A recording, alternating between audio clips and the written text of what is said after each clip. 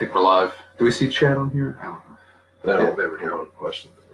Hey everybody, gonna share this around real quick. Let some people join in. Hopefully everybody got to check out the awesome Hour of Need cover art we teased yesterday. Share this to the personal page.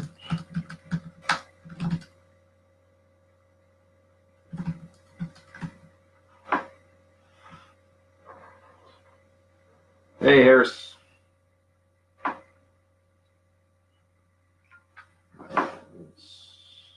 Where's the...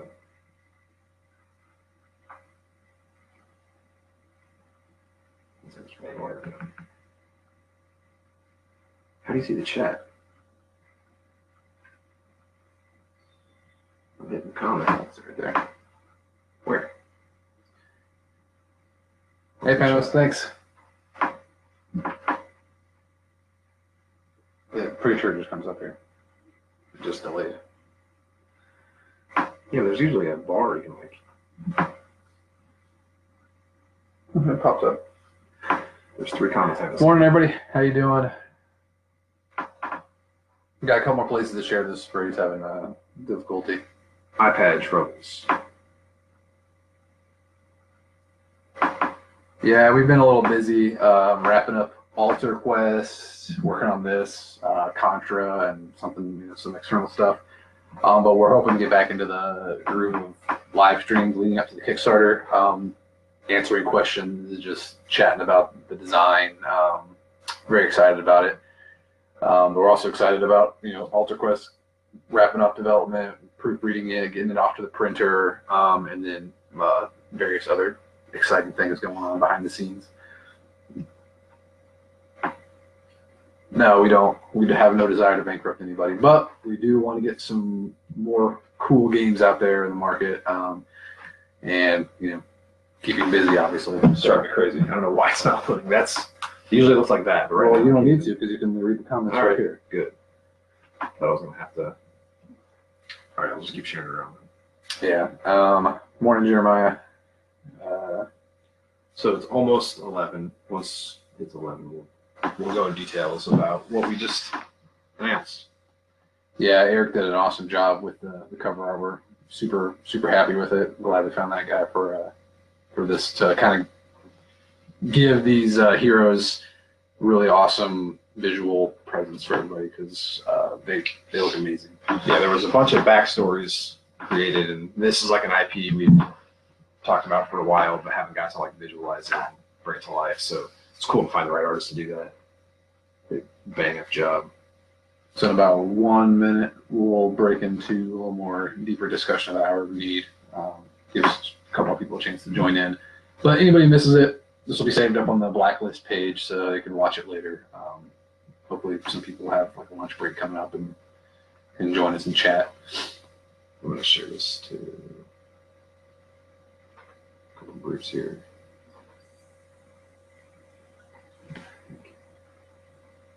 There it is.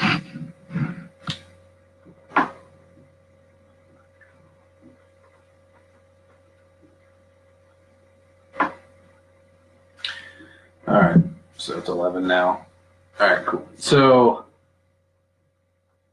since Brady has been working his butt off on the initial prototype for Hour of Need while I was busy wrapping up some of the Alter Quest stuff, I'm going to let him give you a little overview about the game, just to give you kind of an idea how it plays, how it's different than our other NDS games, and why we're so excited about it. Yeah, so Hour of Need, something we've both been wanting to do for a long time, but personally I've been just like, it's always been in the back of my mind no matter what game we're working on. I just always wanted to do superheroes. I've been pretty much throughout most of my life, it's been my #1 theme I keep going back to. We used to do art like when we were kids. We draw superheroes and draw X-Men and stuff, and I'd always have a dream about making comic books. So this is kind of our way to finally kind of do that a little bit, but also to incorporate, board games, because we like board games. So Hour of Need started off as just a concept for a cooperative game using our MGS, modular deck system, fixed decks of cards. You can combine in different ways to create these scenario situations. You're back shaking the table. we took a lot of inspiration from what we've done for like Street Masters in Brook City and Alter Quest, but we kind of took a drastic step toward a more accessible approach. So that included not just the gameplay, but also the product model. So one of the first things we wanted to nail down was how this game was going to be presented and purchased and consumed.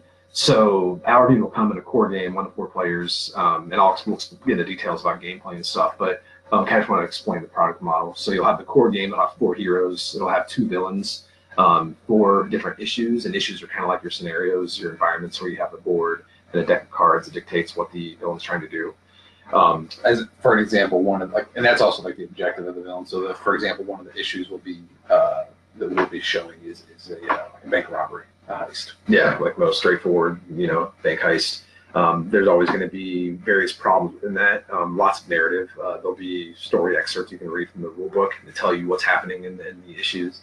So we'll get into gameplay more. But from that core game, you'll have enough to play from solo to 4 player.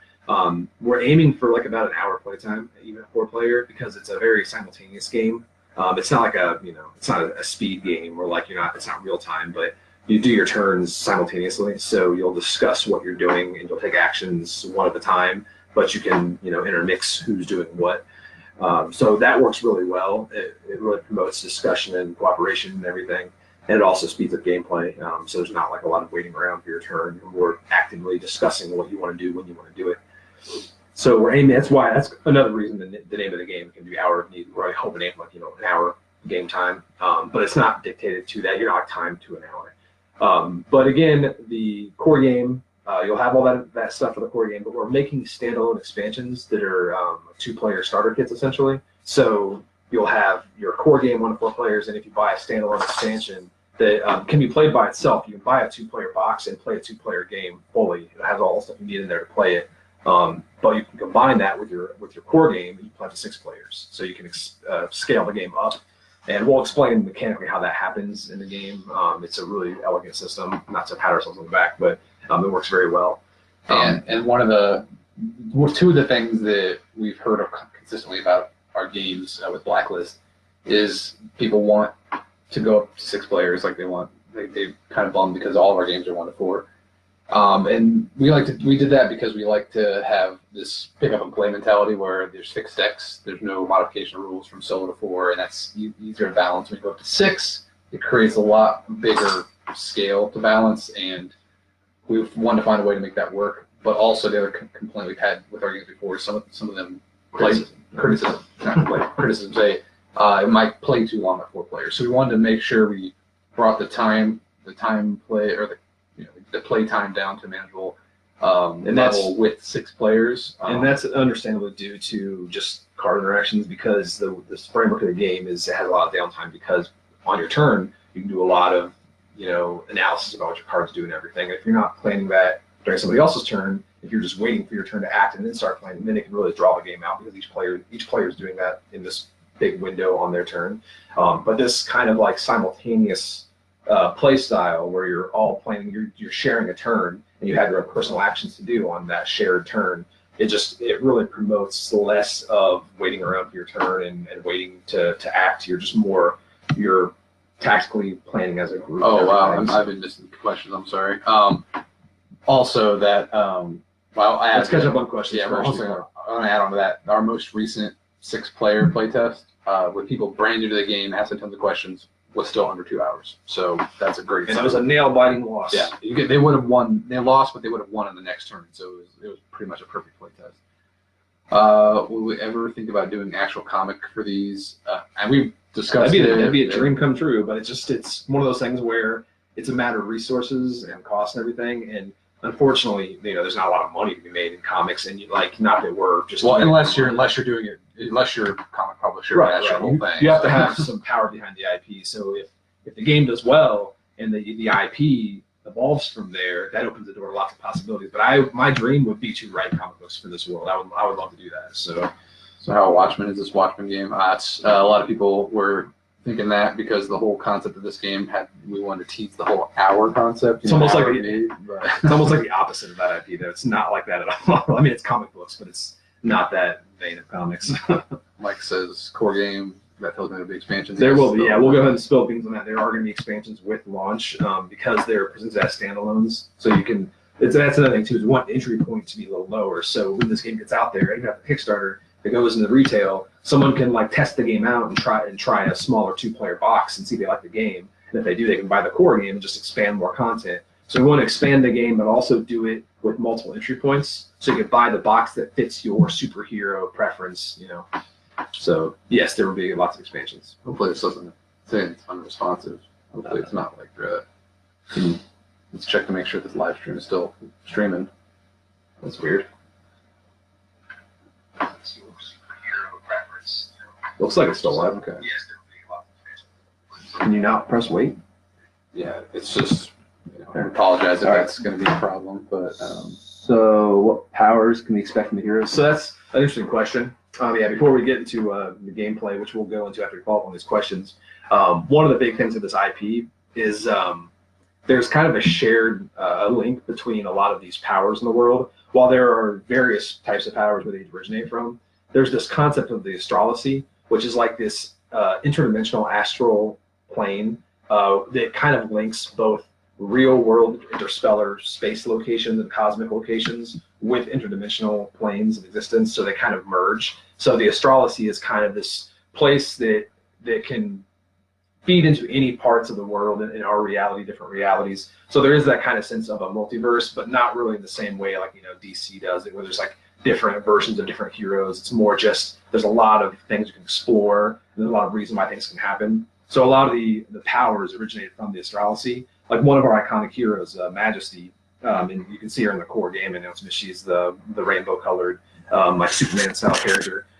She is kind of imbued with this renegade spirit from the astrology, whose name is unpronounceable. I haven't written out, but that's not really something you can speak. But it's this kind of spirit of positivity that tries to channel inspiration and hope and everything like that. And she is instilled with that power. And it gives her all kinds of different powers that manifest to help her achieve that, hopeful presence. But yeah, that'll be all in her backstory. We'll include backstories in the rule book. So that's kind of like where a lot of the powers come from. But there's also, mutants who are experimented on. Basically, anything that inspired us growing up with comic book superheroes, we take inspiration from. I have the comments here, so I don't mess with it. This is like seem to be messing up. So what's the depth compared to other MDS games? This one is definitely like, since we are going for faster playtime, quicker player turns, we wanted to bring the analysis paralysis down a bit.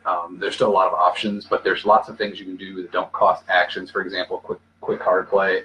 We have to think of heroic feats where you can ditch a card for like an icon effect. That like, oh, I get a free move or something by ditching this card. So the things that are quick play is basically one of the first things we were thinking about when we were working on this. Yeah, the game, like complexity and depth will come through decks themselves, because that's going to add to the accessibility of the game. So you want people to come in and just be able to shuffle a deck and kind of learn as they go. And we want to present the game in a nice kind of a comic book format where you kind of have a narrative that kind of guides you through your first play. But the depth is going to be through like more complex decks, where some decks will have self-referential text that makes those decks more complex within themselves, but it doesn't affect the actual overall game, because we want to keep that flowing and accessible and everything. So we'll definitely strive to add enough depth for people who want it, but it's more like you kind of customize it yourself. And a lot of that comes through also with modular rules, where the game will come straightforward and you can socket in all these different modular rules to add whatever depth or complexity you want, or whatever challenge you want. Sorry if this has already been asked, but miniatures and scenery, definitely miniatures. Yeah, we'll have we'll have some aspect of scenery, because there'll be like sculpts of things, like tokens will become sculpts. Like if we have like bomb tokens out, it'll be like sculpts of bombs instead. So we'll have some of that just to kind of add some flair. But it's mostly you have a folding issue board that has the terrain and everything. You'll have your figures on there. And we'll have some Kickstarter exclusive stuff that really adds some pop to it. As a comic book super fan, will there be analogs to current characters, for example, like Superman or Captain America? As an example, if you look at the cover, you'll see Majesty right there in the middle. She's kind of like a combination of Superman, Captain America, Wonder Woman, like all Captain together. Marvel, like yeah, like sort of. There's like, and someone pointed out, honestly, we didn't see this, but somebody pointed out she's got a very strong connection to one of the characters from that Boys TV show, Starlight, which I didn't notice. That was not intentional, but I did notice the bright white and the star and everything. Superheroes take inspiration from all kinds of places, Yeah. so you'll definitely see where we got inspiration. As we share more art, other things might jump out. Like Gorilla, for example, he looks like a combination between like Punisher and Wolverine. Yeah, that was the idea. And like I literally told the artist I want a micro guy who's the big mech with the little guy jumping out. I wanted him to be sort of like, Ant-Man meets Iron Man sort of. So like there have these roles that we're trying to fill, but we're doing it different ways where it's not just like, okay, here's a guy in a suit. We're making a small guy in a suit. So it's kind of just, there's some homages there, but we want to keep things new and fresh and make it our own. So is there an overall tone for the game? Silver Age, Bronze Age, Iron Ages, or does it depend on the hero and scenario? I'm actually not familiar with the terminology. I know like Golden Age, but I'm not sure what you would call like the 90s era. Like that's what we kind of aim for. Because we grew up like in the 90s with, there was like a lot of Marvel X-Men stuff, and I loved like the Nightfall DC era. I will say Jim Lee's X-Men #1, like that spread page, that's kind of like where I really got into comics. Yeah, I think early to mid 90s is probably the best. Like, I mean, we try to do a lot of, we try to like cover a lot of ground for this, but I think our own preferences kind of fall toward that kind of like mid to early 90s era. But this game will pull inspiration from all kinds of superheroes. Like, we're not limiting ourselves to any specific like tone or age or anything like that. The backstory sounds pretty original. We're excited for this. So are we, yes. So how big will the footprint be on this table? This one is going to be much more along the lines of like Street Masters. Even smaller, because we won't have as many like card play areas. You'll have your own play area. There'll be like an issue play area, but that'll only grow depending on how much complexity you want to add to the game. Because like normally you'll just have like 1 or 2 cards there to reference, and you'll have maybe some of the more complex issues might have some reference in the issue guide you have. But it's going to be a limited footprint to more along the lines of Street Masters. The issue board will have what we call, we'll see this as we tease more of the gameplay, but there will have these things called scheme panels on the board that has text on it that kind of takes the place of some of the cards that would be in play like Street Masters. So the board kind of saves space in this game. The board is slightly bigger than Street Masters, but it's that size footprint. Is the product model similar to Arcadia Quest, core game? This one will be What's Arcadia Quest? What's the? I think it's you can sock it into heroes and stuff like that. And this one, it's very similar to our modular deck system games where you'll have hero decks, you'll have villain decks, you'll have issue decks. Does he mean the standalone thing though, like the standalone expansions? I don't know, because we were talking about that earlier, so I don't know if that's what he means. But yeah, Adam, go ahead and give us a little clarification on what you mean by Arcadia Quest. Because heroes and villains can't sock it into everything and sock it into everything in this game. So yeah, I mean, ideally, maybe it means like in the future we'll have like here's a hero pack you can buy with like a miniature and a deck. Like that's something I would love to we do. could easily Expand the game where you just add content as you go. What's the game looking at for a solo game, and what sets it apart from other games that for people that own your other games? So this one I think the main thing for solo, I mean, people who are experienced with like Street Masters and stuff, or even like Brook City, you could even solo that within half an hour. I think like it's doable. I know I've done it. This game is really aimed at like a 20 to 30 minute window for solo play. And again, you can increase that if you want to add more complexity or length. You can have modular things to add to that. But I think the main goal for this game is just the overall, like we can't hammer it over enough, accessibility. We just want to make this game something we can share with people. It'll have the depth you want, you can add, but we also want to make it approachable for people who might have been scared off by any of our huge, Street Masters or Brook City with all these decks of cards that takes kind of like some learning to get into. Well, we want to make this a lot easier, like a more gradual entry point. So that's one of the big things we're trying to nail down with this design. Sebastian asks, doesn't know if this has been asked, but will there be a campaign with missions? No, not in this game. This game is going to be, there are going to be stories. Yeah, there will be stories there'll be narratives, but we don't want to link those in a certain order. Like, for example, we have the 4 issues in the core game. Those could be narratively tied together as like an arc, but we don't want to limit that because we want to keep that modularity. Because, for example, if you're playing the first issue and you're playing against Dowager, who's on the cover there, one of the bosses, like narratively it makes sense to have her be the next boss, but we kind of want to mix it up. So you want to throw in curtains or something to try somebody else. So we want to give players a way to create their own stories, their own kind of comic book scenarios, but we are going to provide just this lore that kind of gives you some cohesion behind them. So it's not a linked campaign or a linear story you're playing through. There's going to be plenty of story to kind of help you tell a story, you know, as you're playing through these issues. Gorilla, in my mind, I was calling him Sergeant Bowie. Yeah, his gorilla. And you spelled it right. It's not like gorilla. Yeah, gorilla. It's a gorilla. Yeah, but he's like the kind of the mutant type guy. His special ability is he has a sonic aura, a sonic dampening field. So he's like super stealthy to the point where you can't even hear him if he's near you. But he's just a super soldier type guy. 90s is Dark Age comics. Hey, Ricardo. 80s is more bronze. Thanks, Curtis. There's a clarification. So yeah, 80s is bronze, and I guess. Yeah, there's some. 80s. There's probably some flair from that, but it's because like I like a lot of the what people might call like cheesier comic stuff, but I like that a lot. I'm not all about like the really dark. I like dark and gritty stuff usually. Like I'm much more into the vibrant colors and the you know just more cheese. Hey, Megan. Hey, Megan. Excited to see the heroes and villains you guys are coming up with. Yes, we have some really cool. We have a couple more pieces of art that we're gonna hopefully tease maybe next week or the week after. But we have lots of stuff to tease up going to the Kickstarter. But we do have other cover art that we are really excited to show off that showcases some more of the heroes we have in mind and villains. So we'll combat these straight cards or be dice. We tend to always do dice. So this will have very similar dice to both, actually pretty much all three of our games, Street Masters, Brick City, Alter Quest. So as opposed to Street Masters, it's all combat based. This one, there's two main things you roll dice for, and that's attacking and solving. And so those are the main ways to resolve things in the game. You're attacking enemies, you're trying to solve schemes or finding out where enemies are, things like that. Yeah, and while both those things are used pretty frequently throughout the game, you can kind of look at the game normally as an abstraction of like, you know, in several acts. You have like Act 1, where you're trying to solve all these schemes the villain has out, and then like Act 2 is when the villain is revealed, and you're trying to, you know, maintain everything. But it's also like a showdown where it's more combat oriented. It's mostly combat focused because your main goal is to defeat the boss, defeat the villain. So you'll be using both of those, though. You'll be attacking enemies because the villain deck will spit out enemies. You'll be attacking minions who are clogging up the scheme panels. You'll be solving problems that pop out of the villain deck or problems that pop out of the stage deck or the issue deck. So yeah, you'll be attacking and solving throughout using dice. So Adam was talking about expansions again, stocking them in. So one thing we want to clarify is the core box right now we have shown.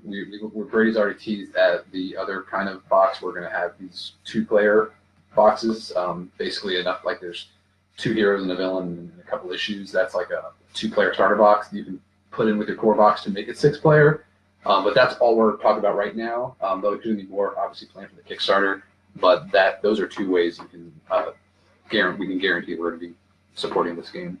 Yeah. So is this a zoomed in view like Street Masters, not zoomed out like you mentioned in the past? It's kind of in between, I would say, Street Masters and Brooks. Yeah, it can be either or because it's designed in a sense where you could have, like for example, the first issue that we've been playtesting is kind of a zoomed out city district almost, and you're going to these different locations to do things. But the next issue I'm working on is more zoomed in tactical thing. We're on the docks fighting, you're going into buildings because the scheme panels let you abstract either way. So there's scheme spaces on the board because it's a hex grid, sort of like Street Masters, but there's scheme spaces. When you go into a scheme space, you go to the scheme panel, and it's more like a comic book panel with like art, and it has little text effects of what's going on there. So you have to interact with things there. You're going into locations or going into vehicles or whatever it is. The scheme panels let you abstract that. So it can be zoomed in, zoomed out. The mechanics will all work the same.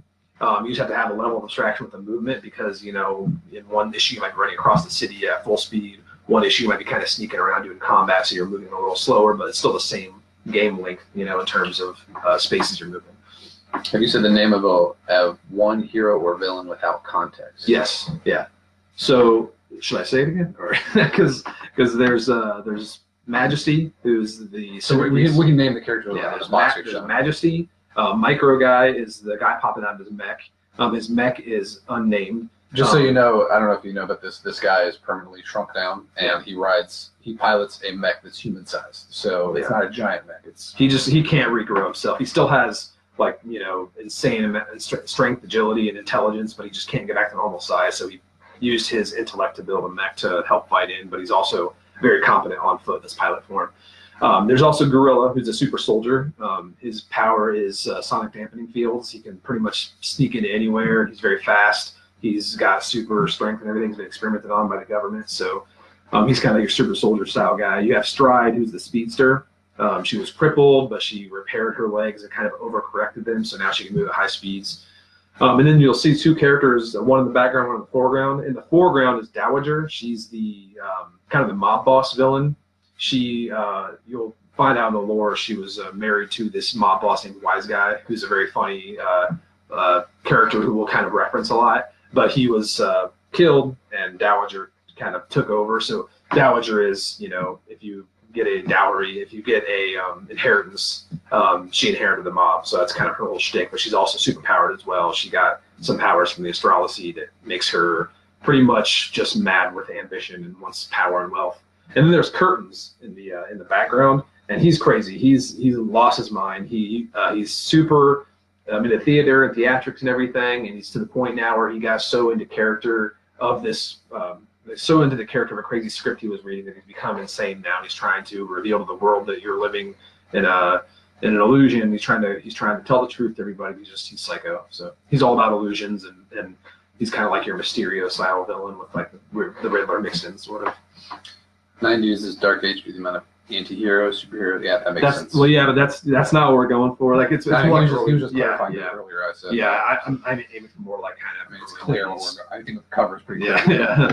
Yeah, we're not too many. I mean, Gorilla's sort of an anti-hero in a little sense, but yes, the artwork is shock face. I agree. It's awesome. We were very happy with it. And the other art we have to show I think we haven't shown my favorite yet. So obviously I'm biased, but how much cooperative interactions are between heroes? So we mentioned earlier that quite a bit. Yeah, how the game structure works. There's a villain turn, there's a hero turn, there's an issue turn. The hero turn is a shared turn, so everybody shares the same turn. You have your own actions. Everyone has 2 actions they can do on their turn, but you also have cards you can play that aren't actions, and there's also different abilities that can let you do other things out of sequence. So I might play a card that lets you do an action, it doesn't cost you an action, stuff like that. So there's a lot of card play and discussion and tactics about what you want to do, because once somebody completes their second action, they have to stop there and resolve their threat phase. So you kind of want to do things in a certain order where it's like, all right, you do an action, but don't do your second one yet. We'll have to get this prepared first. So we can kind of ideally, everybody does one action first. Like that's the ideal way. That way you can post. But it all depends. Like you might have really cool things you can do, or you might have a villain card in front of you that makes you do things first, and so there's always gameplay effects that might change that. But it's like our play testers that we've observed and the ones we've tested, because we have a lot of remote testers, but the ones we've witnessed, a lot of discussions going on because people will sit there and talk about what they can do, what they want to do, what they can't do. But the turns still go fast, which is really good. That's there's no waiting. You just like flip your token over play card and do your thing. So. You guys watched the Boys TV show? Any inspiration from particular comics? I did watch Boys. I thought it was really cool. I liked it. I probably liked it more than Brady. I didn't hate it. I wasn't a huge fan. I mean, I liked what they were going for. It was almost like too not comic booky for me. I'm much more a traditional comic book fan, and that was kind of more of a. It's just like let's flip comics on their head, and it was interesting and everything. And I just wasn't fascinated by the characters, the boys. Like they didn't really like pull me in as like protagonists and stuff. So I was pretty entertained by like Homeland or something like that. I thought it was really well done. Yeah, the villains were cool. Obviously, I like the villains more because they're all the superheroes, but. Yeah, it was cool. I just didn't. It's not like something that would really like inspire me much from a creative standpoint. It's more just like entertainment. Yeah, I can watch that. As far as inspiration for me, I think growing up, I've always been really into X-Men. That was my comic book choice: X-Men or Punisher. I read a lot of Punisher, but that was a little more dark and violent. But I think X-Men was probably the biggest inspiration for me, especially with the '90s like cartoon when I was a kid. I loved it. Yeah, I mean, besides like some stint with like drawing X-Men comics when I was a kid, I used to like Gambit and everything, but I didn't really get too like heavy into reading them. I was always a Batman and Robin guy, mostly Robin. But recently I've been getting a lot more into Marvel, thanks to like the MCU and the upcoming Marvel Champions LCG. Came into this late. What's your favorite power archetype, like speed, powered person in advanced mech suit to design, or just favorite overall? My favorite overall is I like the detective gadgets. Like my favorite superhero growing up was Robin. I just loved everything about Robin. Tim Drake Robin exclusively in like the Nightfall era Batman stuff. But in this game, I really enjoyed designing Micro Guy and the mech in the small form. He goes with pilot side, he's in his mech form. But I'm looking forward to designing a certain cosmic character, which I'll talk about more later.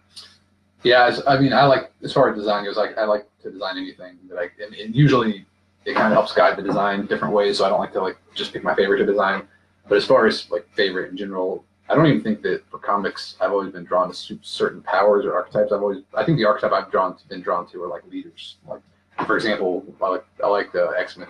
Cyclops is by far my favorite character. Probably because he's just like the leader. Plus his costume in the 90s was awesome. The costume with the yellow straps, probably the best costume ever. Yellow makes it. But yeah, I think leaders were always cool to me. I think for like in MCU movies, I think my favorite character is Captain America, which is weird because I never really liked Captain America growing up. I never really cared about him, but the movies made me love that character. Chris Evans probably helped. He's awesome. Are minions tied to the villain, or can they be mixed and matched like all Alter Quest? Good question. So there's two different types. There's minions in the game and there's lackeys. Lackeys are tied to villain decks, so each villain deck will have 4 lackeys in their deck, one of each color: red, yellow, blue, and green. Those will pop out at random intervals, and they function differently based on the villain.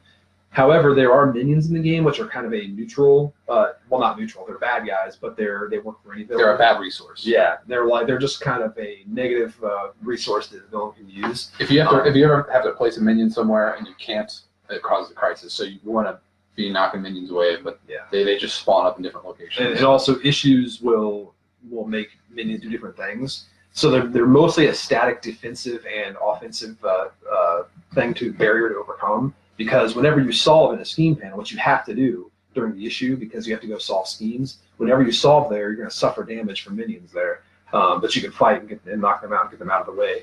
Now, a cool thing that we're planning on doing with expanding it is adding different types of minions, but these minions aren't tied to a villain. So you can just have, okay, I'm going to use these clown villains here, whatever they are, and they have a special rule card that tells you what they do differently. Because typically, regular minions have a defense of 0 and a health of 1 and an afflict of 1. So they're going to do a damage to you. For each one's going to damage to you.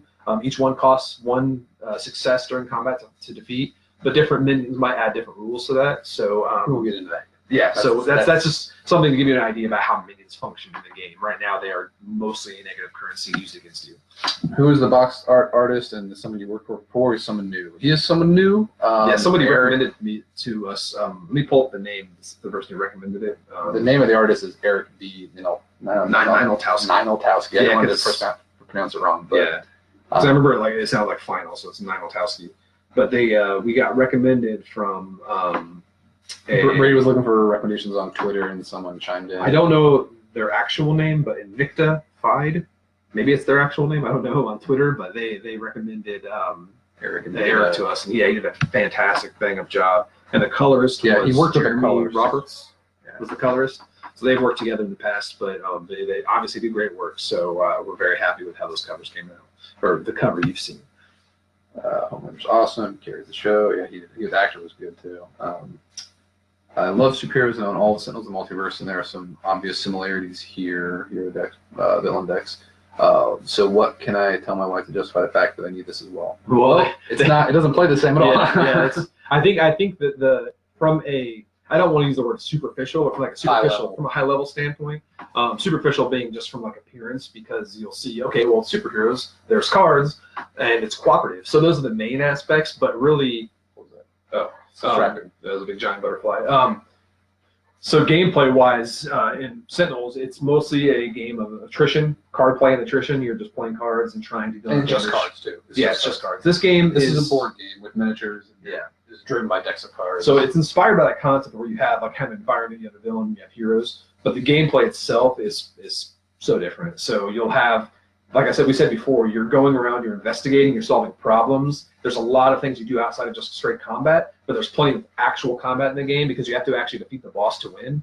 But you have to go find the villain first because the villain is hidden and they're just in the scheme panel scheming away. When they're figures in the scheme panel, you can't actually damage them. You have to flip their card over and then they go onto the map, which is the tactical part of the board, issue board. That's when you fight. And during a showdown, every time you try to fight the boss, you have to draw one of the villain cards, which might have a showdown effect. It has some kind of, they might damage you in response, or they might jump away if you can't discard a focus, stuff like that. So there's all kinds of tactical combat elements in the game, but it's also about solving problems, rescuing bystanders. There's lots of different things you can do based on whatever issue you're playing. But the gameplay itself, I honestly couldn't be much different. I mean, they're just cooperative games that have cards. That's about it. It's similar. With the similar theme, so. Tim Drake. Everybody loves Tim Drake. Will this have one static or multiple boards? So this is like Street Masters in that every issue deck in this game has its own board. And in this, it's a folding board. There'll be double-sided folding boards. There's 4 in the box. There's going to be 2 boards, double-sided. They fold open, and they're going to have the same size map, an 11 by 11 map that like Street Masters has, but it'll also have steam panels on the side that have some cool artwork, set the scene, set the kind of tone of what the issue is, and also give you some special rules in there. So Jeremiah is in the Fat Five. So thanks. Thanks for the recommendation, man. Probably going to get this go on this one. Any chance you can discuss pledge amounts? We can discuss the fact that this one we're trying to do a lower price point for, which also means different entry points. Because that's what we mentioned before, is having those the product model allowing for, well, I kind of just want to get this, or I kind of just want to get this, or we won't talk about specific prices yet, but you can assume it's going to be very similar to things we've done in the past. We try to not go crazy on the Kickstarter prices, but we want the base game. The base game is less content than games like Street Masters or Rock City, because we wanted to have a lower price point. So it's going to be a cheaper core game. But there's also going to be an even cheaper option for people who would want to just try it out maybe, for the 2-player box. That's an even cheaper core set. So if you want to play, if you're a solo player, or you just like, like me and Brady, where we just have one other person around, we play 2-player games a lot, it's a great starting point for limited content, plus stretch goals, stuff like that. Plus there'll be different themes, so like different different tropes. Each of these boxes will have different kind of settings. You might have like a cosmic one and the dark and gritty one, and you'll have like a core game which is kind of more inclusive. So that is another criticism we've heard of our past Kickstarters. People wanted, like, for example, they wanted to try Street Masters, but they thought it was too expensive, too many miniatures. So we love miniatures for games, so we always want to do that. But we want to have a little cheaper price point. We might want to just try a limited amount of content. For and also kind of allow for more storage solutions, because now there's less figures tied to each deck. So each villain deck only has 5 figures. It has a villain, and then it has the 4 lackeys. So instead of having a Street Masters or like Brook City, where you had an entire team of enemies with one deck, and you had a bunch of different ones that causes like, how do I store this? So we want to kind of like help make a product model that's more ideal in all categories, essentially. So. Yeah, Sean knows what I'm talking about. Have you guys played Marvel Champions from FFG? How does it compare?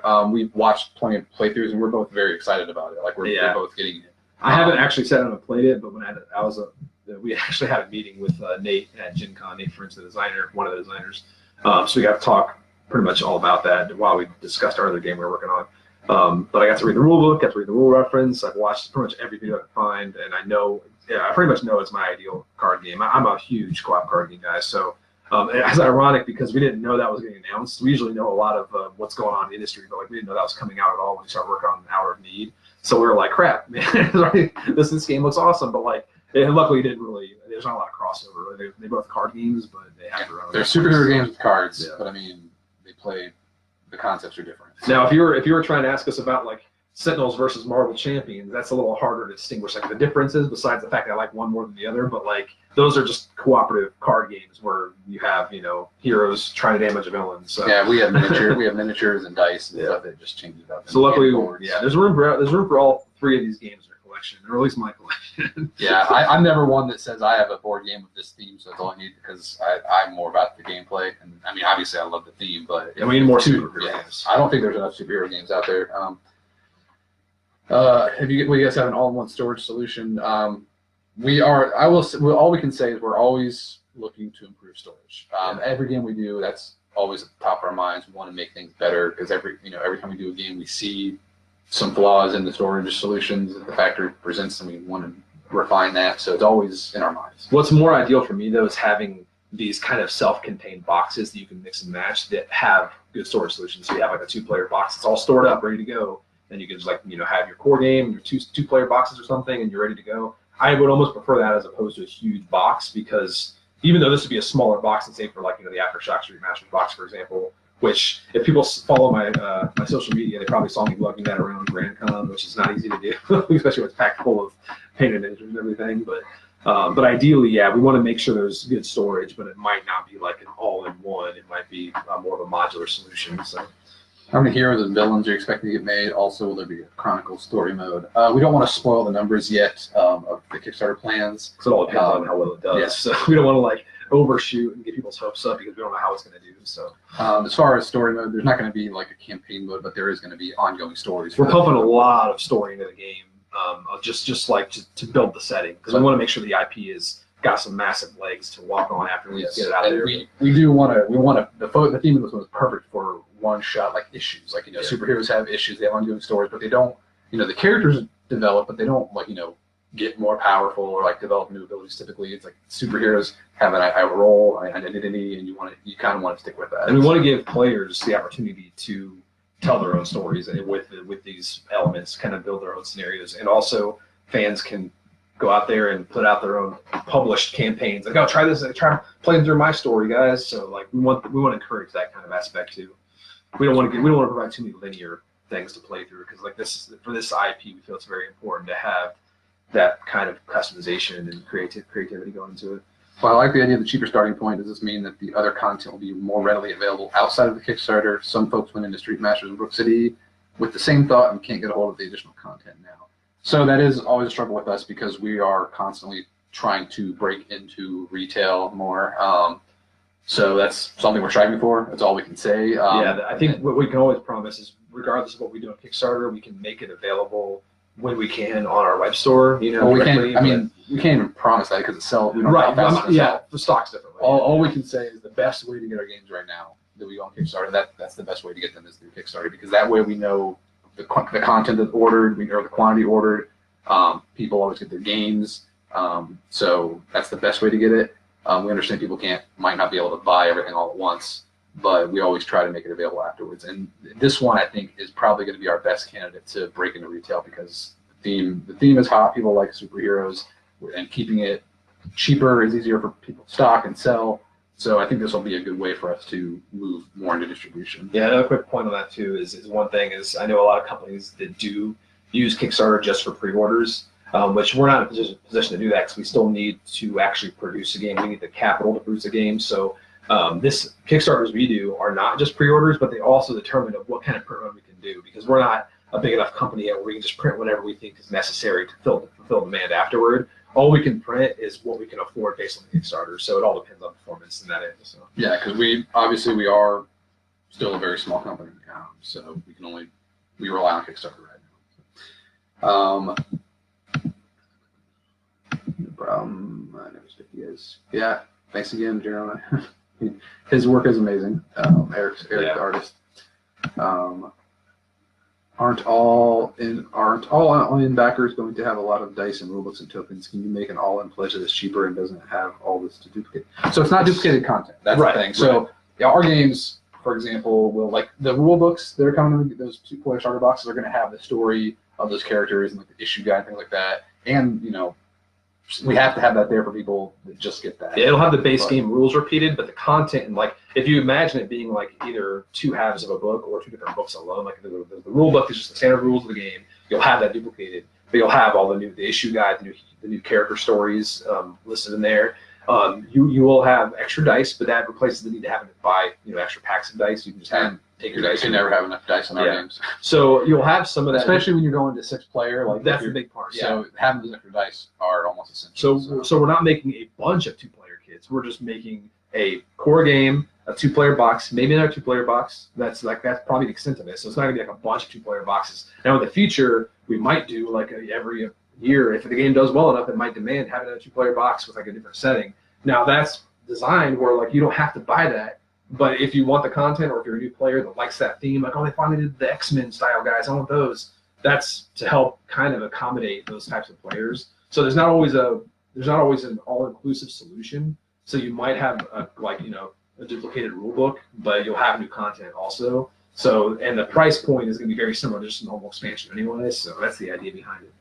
Thank you for making a 6-player game. Yeah, if we've had a lot of requests for it, it's always difficult for us to think about making 6-player work for games that we designed for 4 players, but we went in this one with the knowledge that we need to try to do a 6-player game from the beginning, and so it's working well. We're happy with it, and hopefully it makes everybody that wanted a 6-player game very happy. 2-player box. Oh wait, sorry. I love the Gaijue combined dice and cards. Yeah. Love the way you guys combine all these things. Thanks a lot. That's our goal. We like games that are quick to set up and easy to play. The 2-player box will be able to scale down, correct? So a solo players can, yes, everything. 2 players is 1 to 2 player. It's a 1 to 2 player box. So if you want to play it solo, you can. It's the same kind of game. It's just the content is geared towards here's a game you can buy for up to 2 players. Will Aftershock start being sent to backers in the next week? Please say yes and thank you. So excited for this game and Alter Quest and the wall hits you.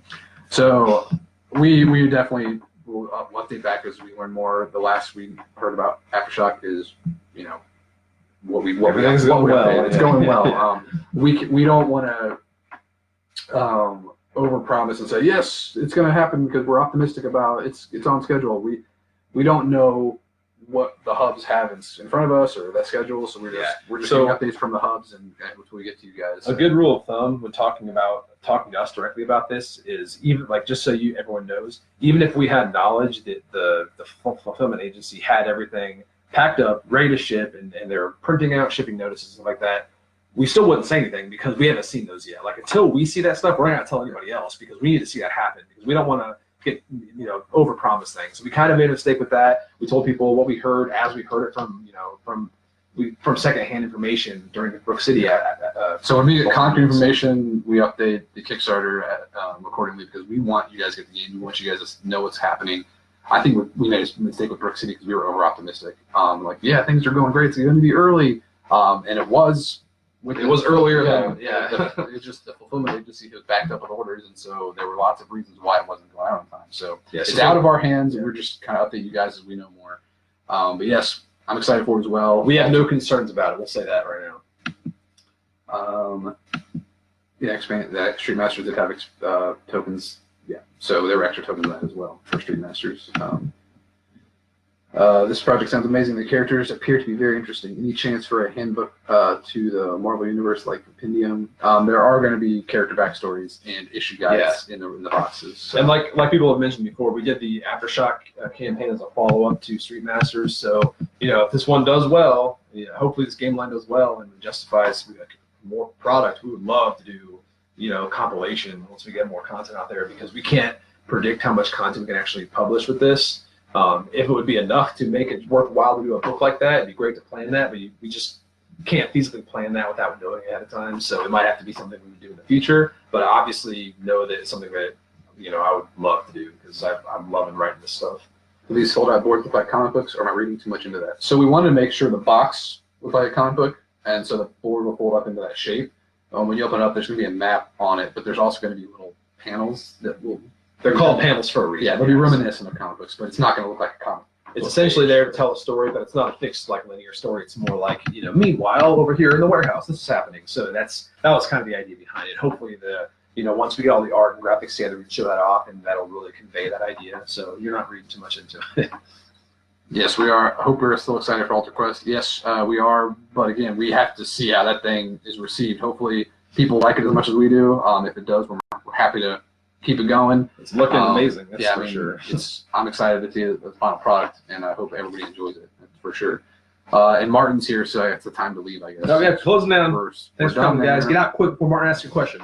But yeah, Martin, I'll give you time for one question, but that's it for you. It looks like we caught up with everything now. So I haven't gotten my package yet, Martin. I was promised a big life-size Robin doll and I haven't seen it yet. So that sounds weird. So he asked for my address, and I was hoping to get like a mail order Tim Drake mannequin or something. So yeah, but just to give you guys a quick update how things are going. Before this kind of goes in with the update, but we've had a lot of questions on comments. I'm not sure if anybody is here because people seem to know what's going on here in the comments. But Contra, which we announced, we've been teasing, that's not a Kickstarter. People have been asking like, oh, when's this launch with Our Beat? So Contra's going straight to retail. It's a straight release because of the licensing. So it's going to be going straight to retail, and we're hammering out the deadlines. We actually found out approvals are going much quicker than expected. So Adam and I are going to be hammering more Contra content down in the next week or two to get that locked down. So Contra is different. It's not going to Kickstarter, so it won't affect the timeline for any of the other games we have going on. So that was one of the updates. Yeah, we're hoping to do more of these non-Kickstarter games as the company grows and able to fund small print runs of games outside of Kickstarter, like smaller games.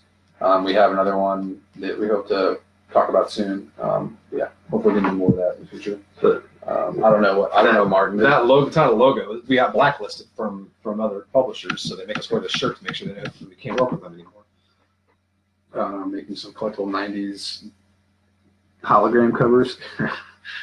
Oh yeah. Who's Scotty Mick? Yeah. I don't know Scotty Mick. I don't know who that is.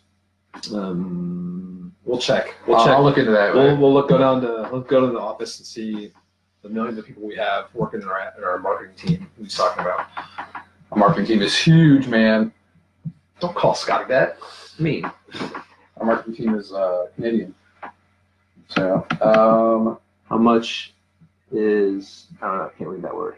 onomatopoeia. How much onomatopoeia? Oh, like pew pew, bang bang, pow pow. We'll see. We'll see. No, We'll see. I mean that's reserved for like flashback stuff. Like that's Wise Guys era. How do you guys think about co-op gaming this year? See any good games on retail? Yeah. The one I'm most excited about is... Have you played Horrified? Yeah, Horrified was fun. I think the one I'm most excited about was the Marvel LCG. That's my game of the millennium. Like I've been waiting for that game for a long time, so I'm super excited for that one. As far as other co-ops I've played recently, I mean, I'm a huge LCG guy, so I've been playing all the Arkham Horror content with my daughter lately, and that game's constantly great. So I guess it doesn't count because it wasn't like released this year, but they still released content for it. So I don't know any other co-ops I've recently. Like I've been playing a lot of non-co-ops. Like I played the new Funko Pop stuff, the Jaws, Jurassic Park, all those Prospero Hall games from Ravensburger are fantastic. Really enjoy those. Normandy game. I'm not from Normandy. It's really cool. Hoping to get that designer to make a game with us. Will you be at Essen? Yes, Blacklist will be at Essen. Personally, we will not be. I have a wedding. I'm getting married. The 1 year I get invited to go to Essen as as a publisher, as a designer with a publisher, he has to get married. So I planned it that way. I wanted year. to make sure my wedding was a cause for. I'm much more of a convention guy, I think, than Adam. Like, I don't think he'll enjoy them as much as me, but I was hoping to go. But as an introvert, they exhaust me easily. I'm probably more introverted than you, but that's funny. I just know how to talk over that anxiety. Martin loves the MDS system and Street Masters. How will it be in the new game compared to that? So what we did was we took the whole design process of this one. We went back to the smaller footprint, which is we had Ultra Quest and Brook City were both bigger, sprawling games, and while we like those games, it's rough to demand that much space of a player. Yeah. You have to have a big table to play this game. And it feels more like an event style game, like with a big group, And ironically, Hour of Need plays out even higher to 6-player. But we want to compensate for that. We want to allow for a smaller footprint, but kind of take what the essence we love about Street Masters, because it's something special about that game. It was our first one we did, So like we wanted to kind of go back to that. And we did that with Contra too. We got a chance to kind of go back and see what we liked about it, what we streamlined, different directions we could take it. So with Hour of Need, it's much quicker, but it still has that. It has that cool vibe where I always like the stages in Street Masters, so the issues are really playing off of what the stages did in Street Masters in a much quicker and more, in my mind, more elegant way. So all the issues will play out differently with what the villain's doing and how the enemies are functioning on the board and everything. So all together, I think it's much more along the lines of Street Masters as opposed to like Brook City or Ultra Quest ones. Feels way different though. It plays. Yeah. Thanks. Congrats on the wedding. Looking forward to. It's crushed. Yeah. Next year, cool. Hopefully we get invited next year. I assume we will because as long as we don't screw something up, we should keep getting invited to these things. So. I think we've had some cool to show that too. So. But we'll be on next week, but not the week after. So we'll be in Minnesota. So. We're visiting our friends up at FFG, so that'll be fun. So we'll probably do another Q&A. Maybe we'll play the Marvel LCG when we're in the office and see a chance to play it ourselves. Or snag a copy. Or steal a copy. Or a couple. So, yes, as if people have been following the updates, Aftershock is on the way to Hubs, so it's on schedule. Delivery's due, someday soon, hopefully. Alter Quest is wrapping up. We're in proofreading now. Factory start with miniatures. Things are going smoothly. Now we're deep in development of Contra and Alter Quest, Our Need, and playing that Kickstarter. So we'll do some more live streams and as we tease more things for Our Need and answer any questions you guys might have. Maybe when we get the demo kit ready, we'll do a live playthrough so you guys can check it out in action. But yeah, we're super excited about that one. It's probably our best NDS game yet, and they keep getting better. So hope to see you guys there, and hope you guys all have a great rest of your week and weekend. Thanks for joining us. We'll see you maybe next week, maybe the week after, but very soon. Not the week after. Maybe next week. But not the week after. We'll be flying. We'll be on a plane. All right. Yep. Say hi to them for me, Martin. Brook City, yeah, reprint. I'm not sure the status on that, but it's en route. Yeah, a limited amount of reprints. It's supposed to be at Essen, or it's going to be at Essen, but I'm not sure when it's going to be available. Well, once all the Brook City stuff's ironed out, hopefully we'll have some news about that as well. So, all right, thanks for joining us, guys.